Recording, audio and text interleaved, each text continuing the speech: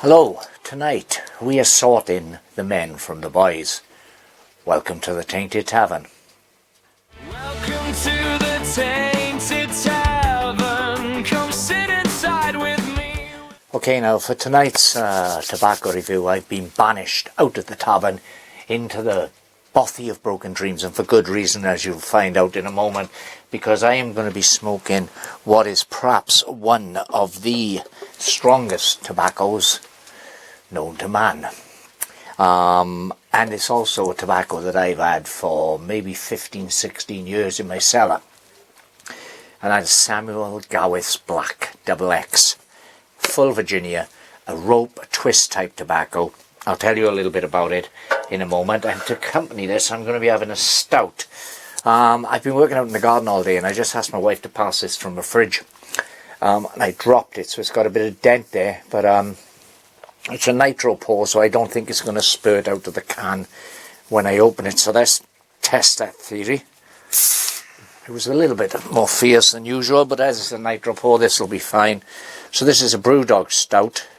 It normally pours better than this, but the can's all dented from where I dropped it. But it's a Brewdog Stout. Brewdog, of course, started off life as a craft brewery, very well regarded craft brewery, but then things went wrong, and they still make some decent beers, but they're not an independent brewery anymore. There's a bit of a controversy behind the Brewdog story, and perhaps I'll tell that one day in a video.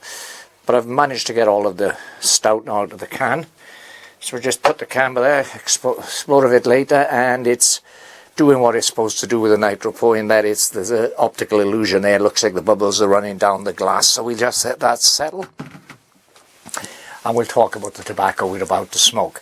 Now, Samuel Gawith XX, it's a rope or twist tobacco. This is a 50-gram pouch, but I purchased this many years ago, and I've smoked it several times across the years. There's still a fair amount left, because I like strong tobaccos, but this is a beast. And here we have the twist as it looks today in my pouch. I mean, considering it's all these years of age on it, it's remained relatively fresh. So it's a full Virginia rope, no other tobaccos in here. And what they do is they get all the Virginia leaves and they twist them into a rope, or a leaf, a twist, whatever you want to call it. They twist them into a rope, a twist, the leaf into a twist, that is. Excuse me stumbling over my words. And when it's twisted, then what they've got is a long brown rope, which looks much like Samuel Gawith's brown XX. Then it's put in a steamer and put under incredible pressure, which takes some of the intense nicotine hit out of it, and also the tars and things, but this is still very strong on the nicotine stakes, and it could put you to sleep. But that takes some of the nicotines out of it, and it basically changes the tobacco, and it ends up being that black colour that you can see there, which to some people is a thing of beauty, and to others it reminds them of something that next door's dog has left on the lawn. Now, I'm going to be smoking this in an estate pipe, which I mentioned in my previous video. I filled it up, so let's get everything ready. So yeah, I'm smoking this in this little no-name estate pipe. It's a pyramid, so I shouldn't say no name, but I call it no name because I never heard a pyramid, and it's made in Italy, and it's Italian briar. I feel that back in the day this would have been one of the cheaper pipes, perhaps a basket pipe. But you know, out of all my pipes, this is one fantastic smoker, and I've got a lot of expensive pipes, and they smoke no better than this thing. I love this little pipe. So we're going to get the pipe alight, and I'm going to give you my experience of Black XX. As I say, this is not a tobacco for the faint of heart, definitely not for beginner pipe smokers. It's pure Virginia, so for people who like the pure tobacco-y Virginia taste, they're probably going to enjoy it, but even they should proceed with caution, because this is bloody strong. And it also ages very well now. This smoke now, I can't exactly remember the date I purchased this tobacco, but I would say it's at least 14 years of age. My educated guess is more towards 16 years of age, so I'm going to be smoking a 16-year-old possibly, at the very youngest, 14-year-old tobacco here. Let me get a sip of my stout to prepare the palate for the nuclear blast that is about to assault it. The Brewdog Stout it's got that smooth taste in the mouth, but then that's down to the nitro pull. It's not unlike a Guinness, but to me, this is far more coffee than tasting than the Guinness. It's like a sour coffee taste. It's quite delicious. Is it a Guinness beater? Well, not really. It depends what kind of a mood you're in. Now, I filled the pipe. So what I did is I cut a bit of the leaf off, the twist, folded it out in between my fingers, pushed it into the bowl, and then I dehydrated it slightly. And the way I did this is, it's quite easy. You simply get your pipe, you make an O out your fingers, you put the over your pipe, and then you go, deep breath, very slowly breathe into it. Imagine you're breathing on your hands on a cold winter's morning. And that really works if you haven't got time to rehydrate a pouch of tobacco. You can simply rehydrate the amount in your bowl. So let's get this alight. Stop yapping. Now, previously smoking this, I've kind of enjoyed it, but it hasn't bowled me over, and it has been a bit strong for me, which is hence why I've smoked so little of this over the years. As I say, I've had this all these years. This is probably my 6th bowl out of it. I've always said in the past, and all what I can remember is this has got a meaty taste to it. You can immediately taste the strength of this tobacco, but it is very smooth. I'm not sure if some of that smoothness is due to the aging, but you can taste the strength on it straight away. It's not light properly yet, so bear with me. The aroma, though, from the bowl, so the room note, this would be way too strong to smoke indoors, particularly if you live with a non-smoker, or even a smoker who doesn't want their house to smell like a barbecue pit. No, it is smooth. It doesn't make you want to, suddenly double over and vomit. It's very smooth. Now, I'm a seasoned pipe smoker, but even I can taste, rather I can feel the strength in this thing. It's got one heck of a nicotine kick. Probably better to smoke this late in the evening. But let's forget this strength a moment and concentrate on the flavour.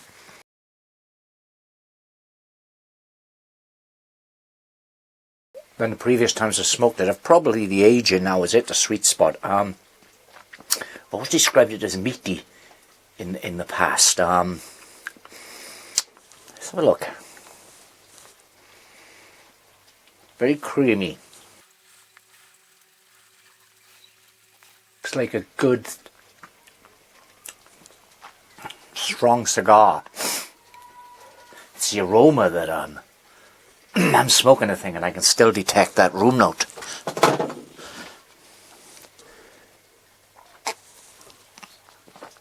I mean, as I say, in the past when I've smoked this, and I do remember originally I didn't like it when I first had it, but then 15, 16 years ago I wasn't used to perhaps stronger tobacco, so I won't say that's a reflection on the tobacco itself. That may be a part of my journey as a pipe smoker. But I've always found it overly strong, and it gives you something of an headache. I'm not getting that now, but I can feel a bit of the nicotine rush to my head. And I've only had, few puffs yet. I haven't gone down to half a bowl yet. Meaty is still a very good way to describe this tobacco. I mean, the steaming of this tobacco takes out a lot of the natural sugars that Virginia possesses, which to my mind, the main thing about Virginia is its sweetness. It's lovely when blended in properly with another tobacco blend. This is a pure Virginia, so they haven't got to worry about that, but it seems that the sweetness of the Virginia is largely absent. It is nice though, in terms of taste, and also, if you've got time to sit down and relax, and it's the end of the evening, it's a perfect smoke. that nicotine strength that it's giving you, probably great to unwind, but if you've got to do stuff, I would say it would be a bit too strong to smoke this early in the day and then have the full day ahead of you. I mean, I'm getting a delicious, creamy, but very strong taste of, perhaps meaty is the only way really to describe it. I'm struggling to describe what I'm tasting here. Right. I don't want to smoke it too fast for this review because this is a tobacco that will hit back if you smoke it too fast. You need to respect this tobacco. You need to slow down with this tobacco. You need to take your time. This is definitely a tobacco that deserves respect. And I'm loath to chuck this aside, and say this is rubbish, because it's certainly a quality tobacco, but it's not the type of tobacco you can sit there smoking, puff, puff, puffing away. So this review is probably going to take a little while. I'm going to take my time with this bowl, but obviously I'll edit in between talking sections, so you won't have to sit through 10 minutes of smoke puffing out of my pipe before I say something else. So let's just get on with it. We now experience our third heat wave of the year. It's been a remarkable summer. August the 2nd today. It's still boiling hot out there. I knew July was absolutely stifling on times. August is supposed to be warm, isn't it? What was that old Stevie Wonder album, Hot August Nights?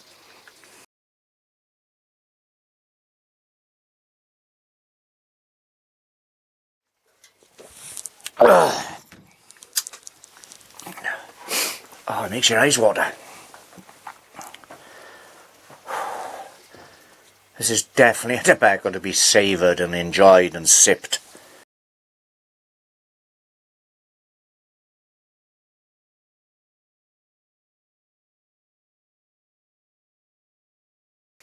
Okay, it's very creamy. Creamy is the main thing. I've always described the meatiness of this tobacco, and for want of a better descriptor, I think I'll say meaty again. But it doesn't taste like a sirloin steak or a rasher of bacon or anything. It's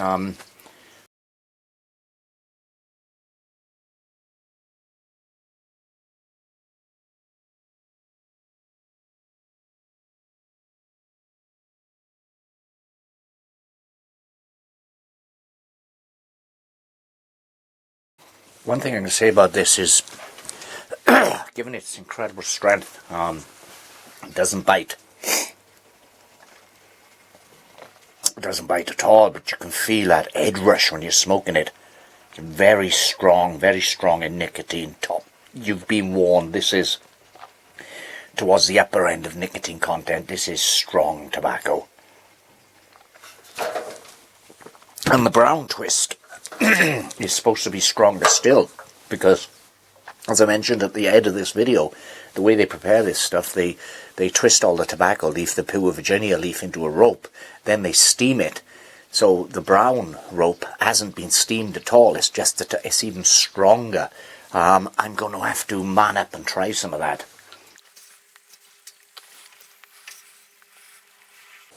Below you've got that incredible strength in terms of nicotine and flavour. It's very enjoyable. It's smooth to smoke. Though I can feel that rush of nicotine. This is far stronger than what I'm used to. And I like strong tobaccos. In terms of taste, that is, because as I say, I'm a big Latakia fiend. And White's Latakia is very strong in terms of taste. It's quite low in terms of nicotine, which is why Latakia is often mixed with Burley and Virginias to bring the nicotine levels up. But it's nothing like the nicotine levels you're getting in this stuff. I mean, is that a bad thing or a good thing? Well,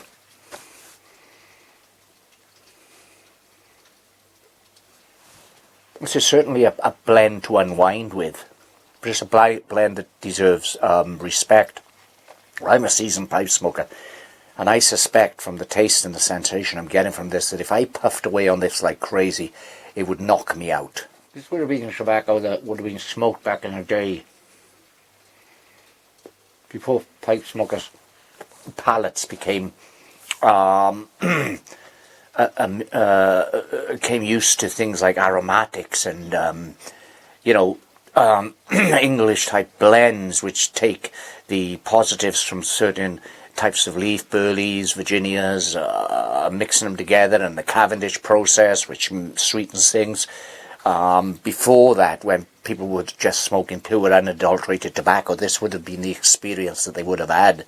So, if you could step back sort of 250 years, 300 years now and scrounge a bit of pipe tobacco off someone and smoke it, this is probably the experience you'd have. This is traditional, no nonsense. It's very good tobacco. It's a very good smoke, but it's very, very strong. This is not for new pipe smokers or anyone who doesn't want to experience the strengths that tobacco can reach.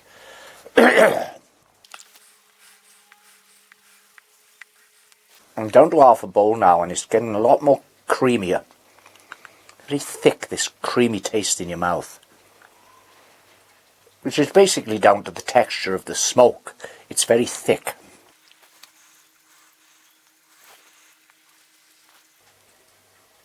It's like Virginia without the traditional Virginia sweetness. There is something of the grassiness there that Virginia is known for, but the predominant taste in this is a kind of barbecued meat.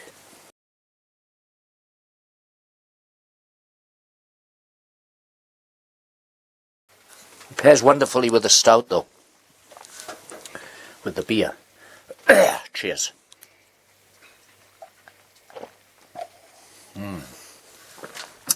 Yeah, from the beer, toffee, treacle, and a creamy mouthfeel again. The pipe tobacco is a lot more creamier, though.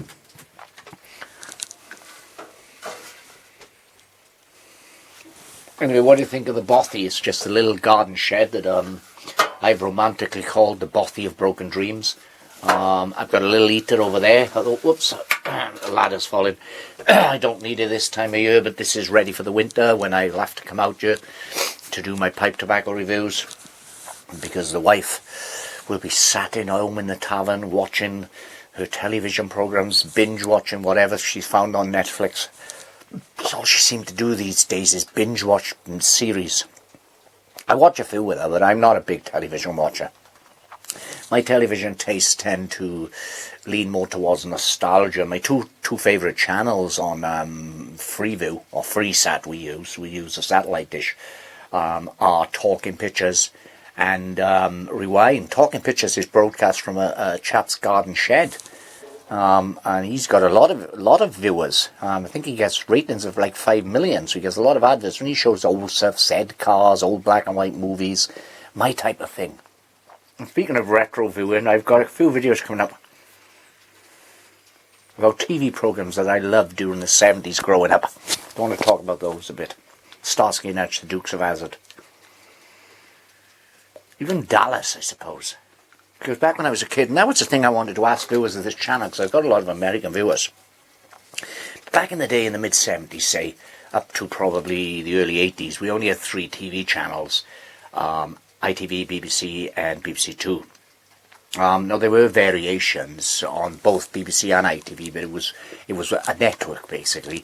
But there'd be regional variations. So you'd have Tainted Television, you'd have Grampian, you'd have Yorkshire, but it was all ITV or it was all BBC. It was just variations. And I'm wondering what it was like in the States during the 70s, because growing up the States seemed so exciting to me.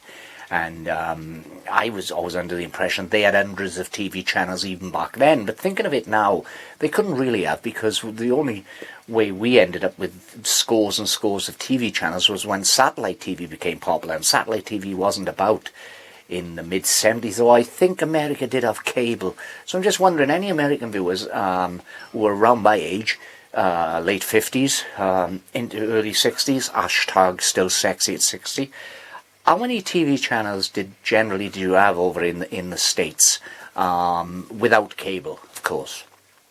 I'm just wondering how many there were, because I always had this impression, I think all British teenagers did at the time, because all our pop culture was being led by America, the movies, the TV programs, the books, In some way, the comics, although that wasn't with me, I was a lover of British comics, but you know, to the majority of my friends used to read the Marvels, the Spider-Mans, the Batmans, the DC stuff, Batman, Superman, the Flash, the Marvel stuff, Swamp Thing, all that stuff, Hulk, the Avengers. So, you know, America led our popular culture. And the movies, of course, which were huge in the 70s, Star Wars, Jaws, the Rocky movies, Raging Bull. I loved Raging Bull. Still love Raging Bull. I still love the Rocky movies, no. Even the bad ones. I've got a soft spot for all of the Rocky movies. And Creed. I'm talking now, and I probably trying to fill airspace rather than putting the pipe back in the mouth. But that's unfair. This is definitely not a bad tobacco. It is very, very strong, though, as I say. I'm definitely aware of the nicotine content in here. As I said, I could feel it going to my head initially. That was probably a shock, though, because earlier on today I've been smoking some Haunted Bookshop, which is a Perique Virginia Burley blend, and some Swamp Flower, which is heavy on Perique, but again it's Virginia's Burley's. So this is a total different kettle of fish. So probably the first few puffs of this bowl, that room note is intense. Yeah, so probably the first few puffs of this bowl was it's like being slapped in the face, you know. It was really strong. It hit you straight away. Now that I've gone halfway through the bowl, it's kind of calmed a lot. But yes, I'm still aware of the strength of this beast. It's not nuanced or dimensional in terms of taste. There's one particular taste to this. And it's a meaty, kind of meaty with a touch of grassy straw. A non-smoker would probably describe this room note as old socks, dirty socks. But I've gone more than halfway now and I'm really enjoying this. Please come back soon.